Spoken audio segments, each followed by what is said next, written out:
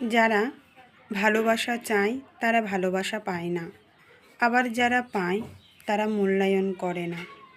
ভালোবাসা পেতে গেলে একটা মানুষকে ভালোবাসার পাশাপাশি যথেষ্ট সময়, প্রায়োরিটি এবং যত্ন আত্মে উপহার দিতে হয়। শুধু মুখে মুখে ভালোবাসি বললেই সেই ভালোবাসা কখনো কোনো সম্পর্ক টেনে নিয়ে যেতে পারে না, কারণ ভালোবাসা লুকিয়ে থাকে প্রিয়জনের যত্নে।